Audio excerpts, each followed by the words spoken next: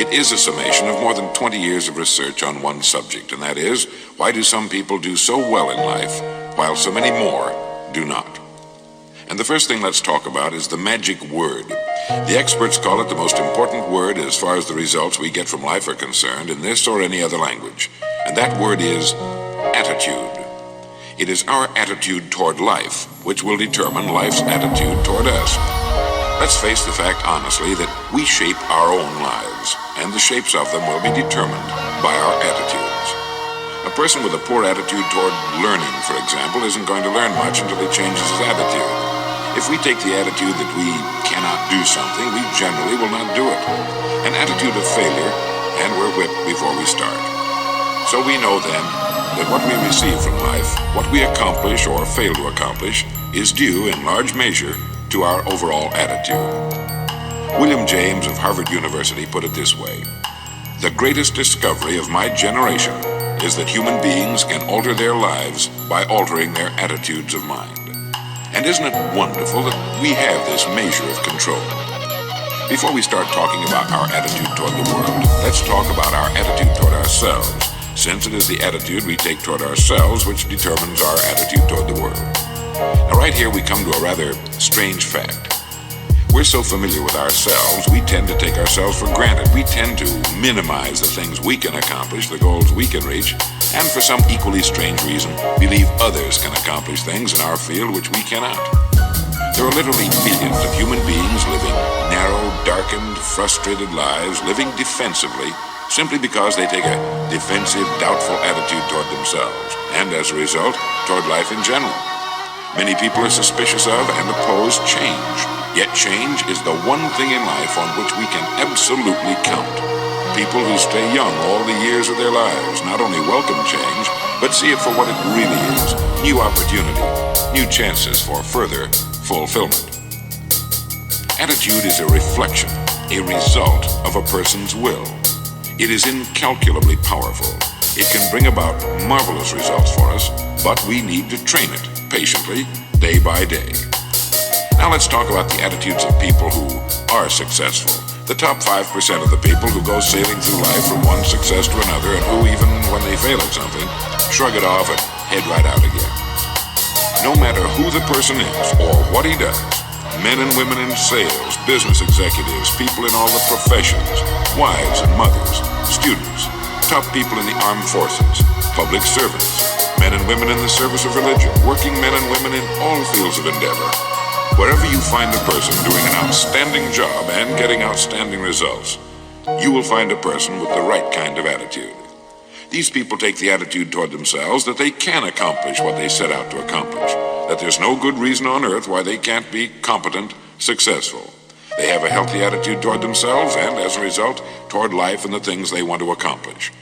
And because of this, they achieve some remarkable things, and they come to be called successful, outstanding, brilliant, lucky, and a lot of other things. They're quite frequently no more brilliant or outstanding than the majority of the people by whom they're surrounded.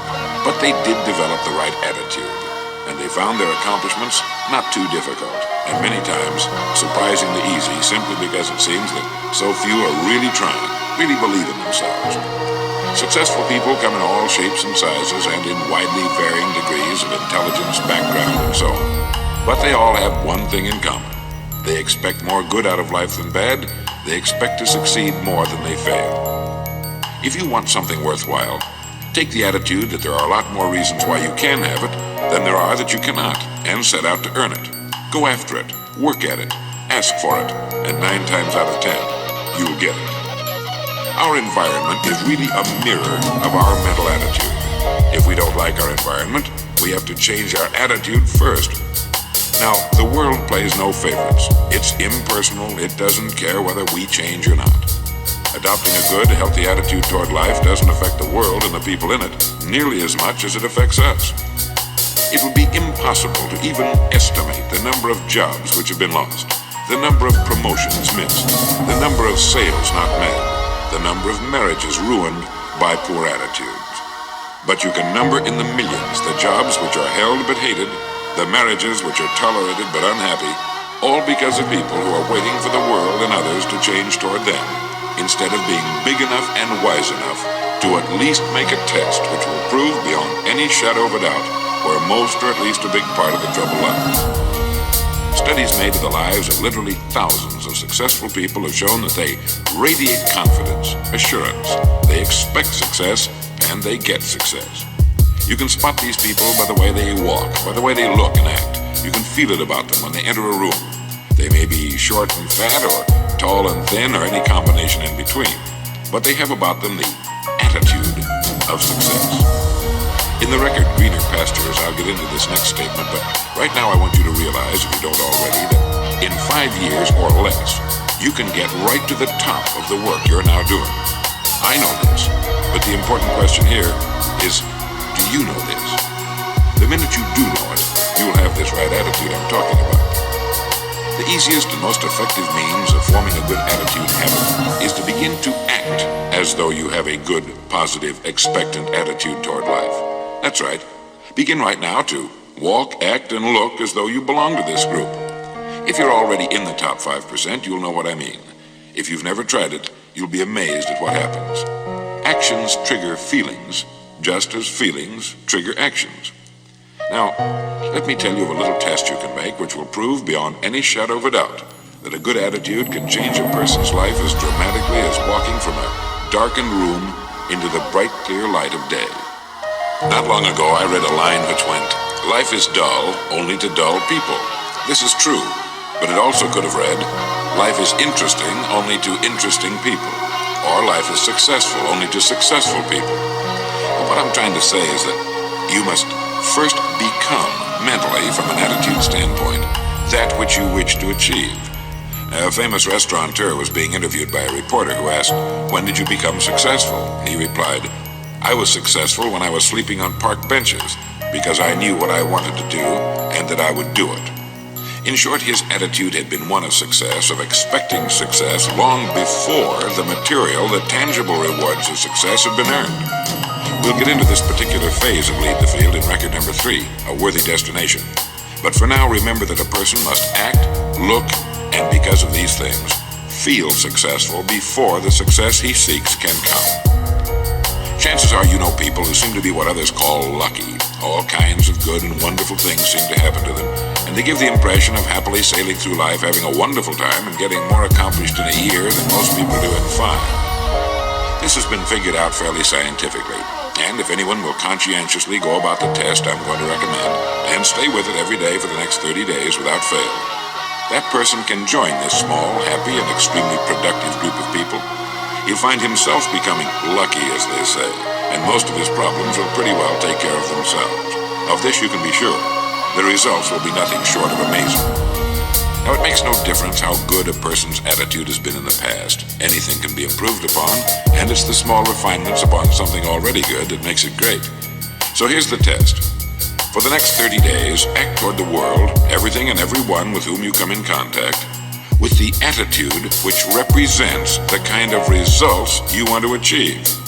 That is, if the result you want is more success in what you're doing, act as though you are already in possession of the success you seek. If you want others to treat you with admiration and respect, treat others with admiration and respect first.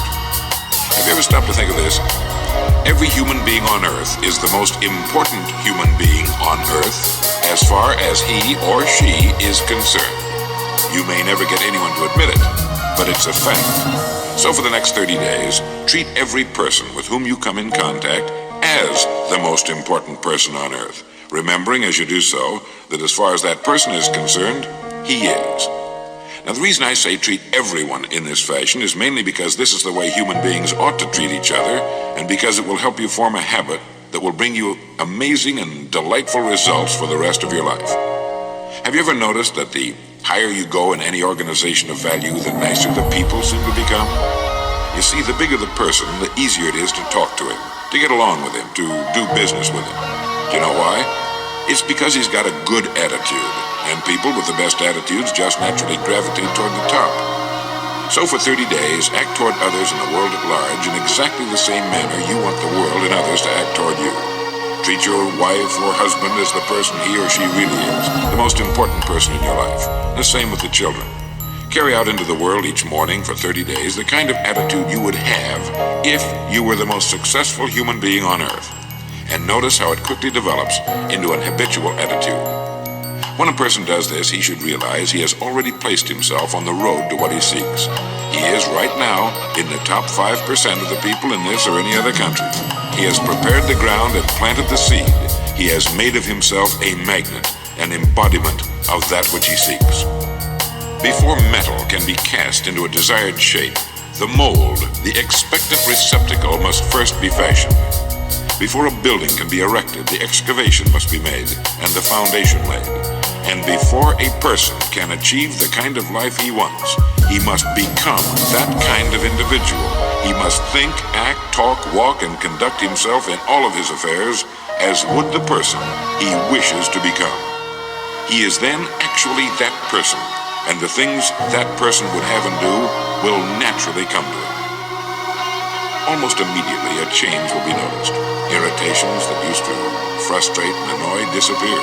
When some less informed individual gives you a bad time, stay on the track. When someone cuts in front of you with his car or acts in any other manner that shows his ignorance and lack of courtesy, don't permit yourself to drop to his level. Pity him, for that's what he really deserves. That's the very group a person doesn't want to belong to.